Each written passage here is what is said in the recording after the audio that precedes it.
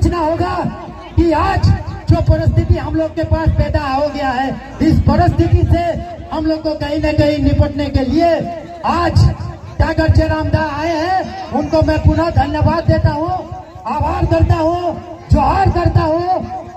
आए और अपनी बातों को रखें। जोहार।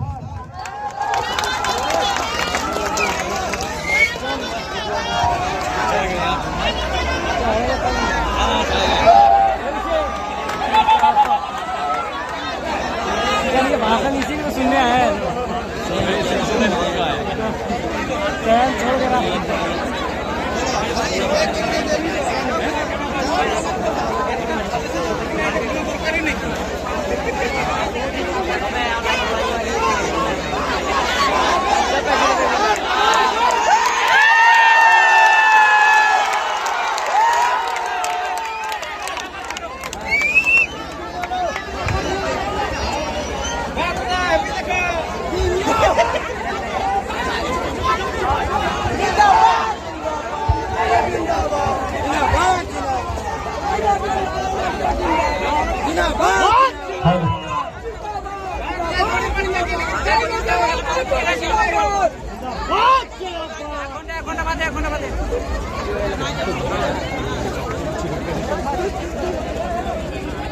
तो आज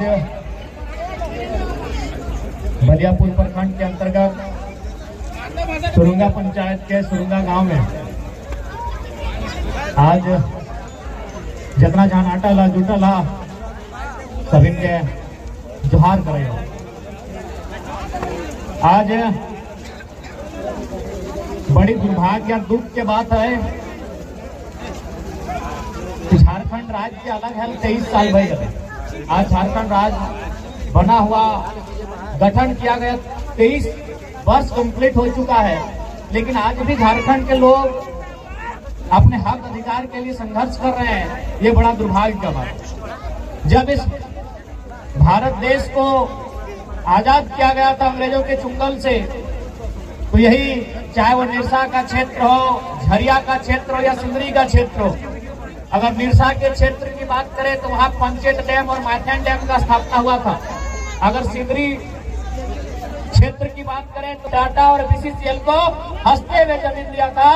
जमीन ये बोल के दिया गया था, अगर हम जमीन देंगे तो हमारी जमीन पर जो काम होगा, हमारी जमीन में जो प्रोडक्शन होगा, हमारी जमीन में जो प्लांट लगेगा, या फिर हमारी जमीन से जो खनन का काम किया जाएगा, हमारी जमीन में जो डैम बनाया जाएगा, वो देश के लिए उन्नति का काम करेगा। हमने इस देश के लिए अपनी जमीनों को देने का काम किया, हमने देश के लिए अपने गांवों को सौंपने का काम किया, हमने देश के लिए अपने खेत खलिहानों को उजड़ने का काम किया।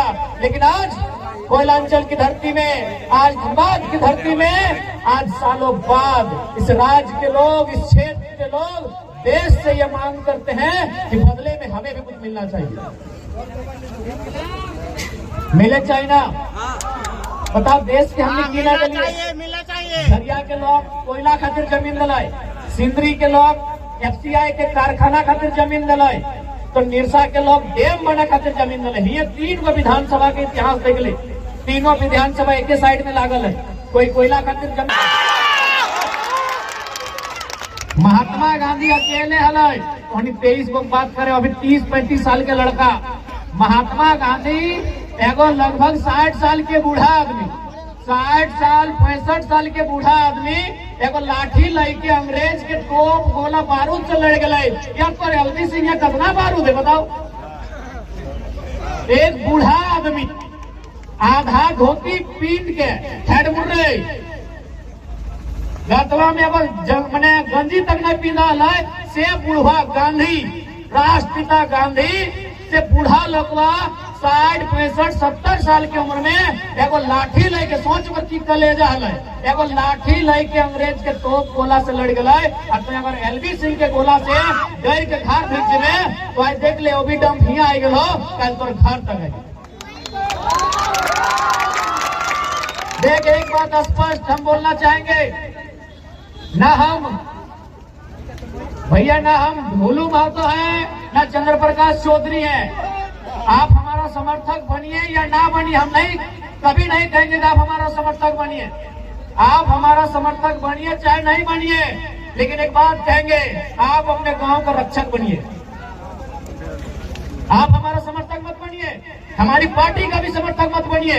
आपको अच्छा लगेगा वोट के टाइम वोट करते, समर्थक नहीं बने कोई दिक्कत नहीं है। लेकिन आज आपकी माटी आपसे पुकार के कह रही है कि आज आप इस माटी के रक्षक बनिए, और इसकी रक्षा में आपको जो करना पड़े, इसकी रक्षा में आपको जो करना पड़े, प्राण देना पड़े या लेना पड़े, पीछे न हटिए। अरे एलवी सिंह की बोल के डरो, मार दो की, अरे की मार दो, गोली से मार दो। जब भी तोरा मौत से डर लगतो, एक बात कहेंगे नौजवानों, यदि जब भी आपको मौत से डर लगे, यही बगल में सुरेश महतो की प्रतिमा है भौरा में, ठीक है, आप उसकी प्रतिमा को नहीं, उसके इतिहास को याद कीजिएगा। अरे उस शख्स को जीते जी उसका शरीर मारिए। यहाँ के जो जिला के एसपी एसएसपी है, उनका हिम्मत नहीं एलवी सिंह के खिलाफ जाने का, नहीं है हमने हिम्मत। अब एक बात बताइए, आप कैसे बचेंगे इनसे? हम एलवी सिंह को नहीं जानते हैं, हम जानना भी नहीं चाहते हैं, नाम सुने हैं कि उससे लोग बहुत डरते हैं। हमने पता लगाया तो ये भी पता चला कि एसपी डीसी भी उनके मामले में टांग नहीं अड़ाते हैं। बताइए कौन आपकी मदद करेगा? आप राज्यपाल को चिट्ठी लिखे हैं, हम देखते हैं राज्यपाल आपकी क्या मदद करते हैं।